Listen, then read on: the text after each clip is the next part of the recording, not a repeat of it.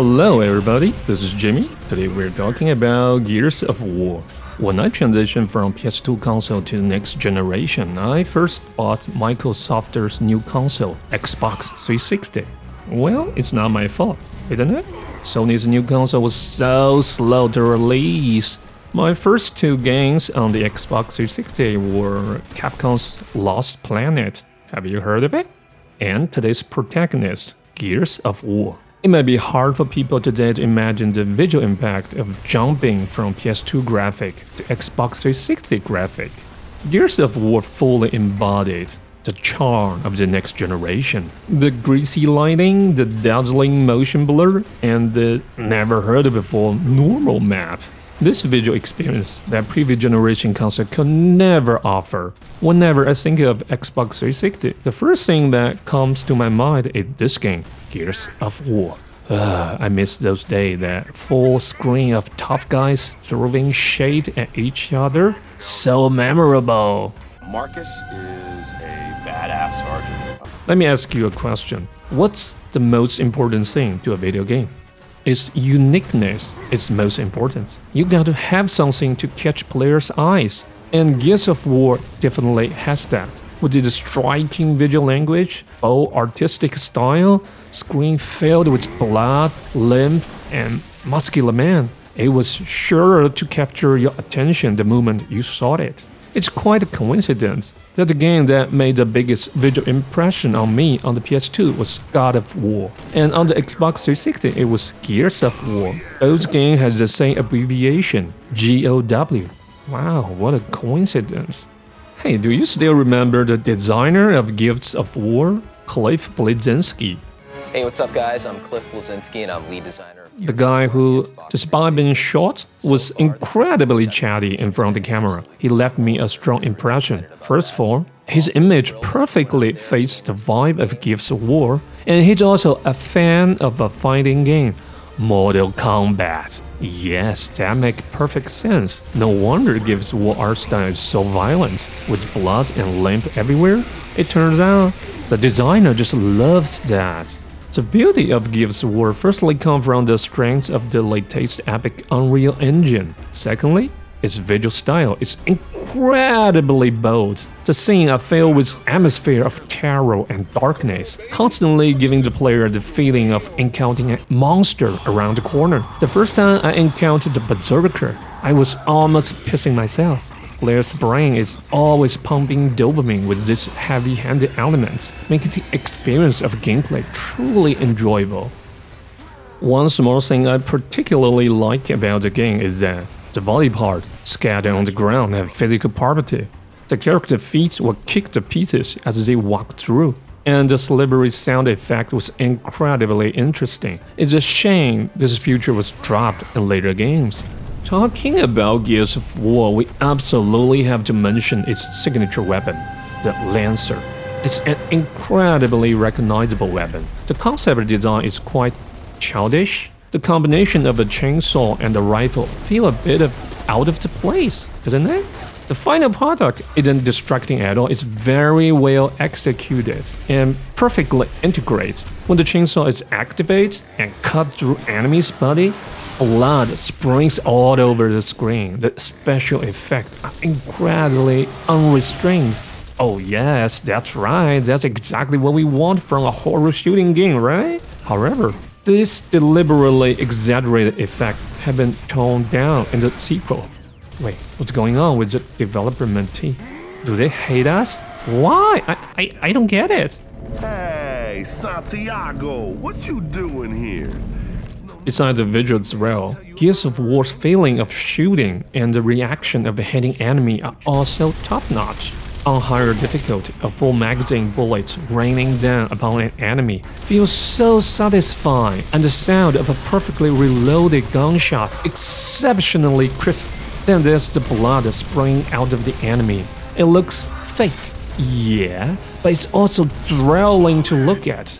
And the sniper rifle, when its bullets slide through the air and explode into an enemy head, the sound of a watermelon exploding. Oh, I can't stop listening to that. Sometimes you even see enemy skulls fly out of it. Wow! Isn't that the moment that every shooting game should provide its player to enjoy? Oh yeah! After the original Gears of War release, there's a lot of imitator emerged. It's arguably the template for third-person shooter. You can't talk about cover-based shooter without mentioning it. It was once my favorite shooting game, surpassing the Halo and Call of Duty series. Objectively speaking, if you compare the influence of this series to FPS blockbuster like Call of Duty, Gears of War has practically become a niche game. I'm saying this to a point where longtime fans of the series want to chainsaw me. I know Microsoft have two flagship shooters, Halo and Gears of War. Halo Infinite is I won't say it's disaster, but it fails. And the Gears of War series is just, should I say, lackluster? Oh, I almost forgot. Call of Duty is also owned by Microsoft now. Ugh, Microsoft. Speaking of the new version of Gears of War Reloaded, it's supposed to be an enhanced version of the remastered version. I heard that the Steam Online player count isn't very good. No wonder it's just a money-making scheme. They rehashed the same old stuff twice and it's lost its flavor. The fans are kind of tired of it. If the old fans quit, how can new players get interest in it? In addition, have you noticed that the original Gears of War trilogy had the most distinctive visual style? However, this version has toned down the visual, making it less extreme. Suddenly, the game seems to have lost its unique character. However, the reloaded version does have some improvements. The revolver in original had a strong sense of lag that the reloaded version had to fix it, and is much smoother to use. Gears of War series has always had some design quirks. The character's movement is as clunky as a tank's, and the cover system can feel very sticky if you're not used to it, feel like a magnet. The reload version cover system feel more natural and less sticky than the original. It's hard to say whether this classic design choice from the original are good or bad in the modern era, but they're the core of the game. This setting didn't change in any sequel over the years. If they did, it wouldn't be Gears of War. Or for new player accustomed to current FPS game, the control will likely cause some discomfort and require some adjustment. Sadly, as everyone knows, FPS player are generally the most impatient player. That's just sad reality. Right now. Besides the thrill of shooting guns, there's not much else this series can offer to a casual gamer. The story after the fifth game also lack interest, though they're not making a sequel. Instead, going back to the prequel. The development team knows that if the series continues on this path, it's unlikely to be a success. Look at the pure TPS games on the market now. Are there any new ones? Huh? Okay, let's look at from another perspective. Have FPS games seen a lot of innovation over the years? No, I haven't seen any revolutionary gameplay evolution.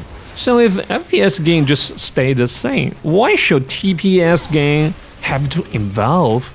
But then again, if you don't make change, the Gears of War series isn't incredibly popular on its own. How are you going to attract new players without adding something new? A linear level game won't be able to break into the mainstream audience unless you create truly stunning top-notch quality.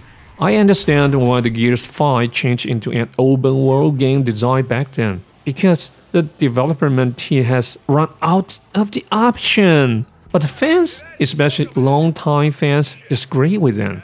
This type of game are all about the ingenious design of small-scale levels. Enter an area, enemies appear, battle begins, battle ends, walk the distance into the next area, and repeat this process over and over again.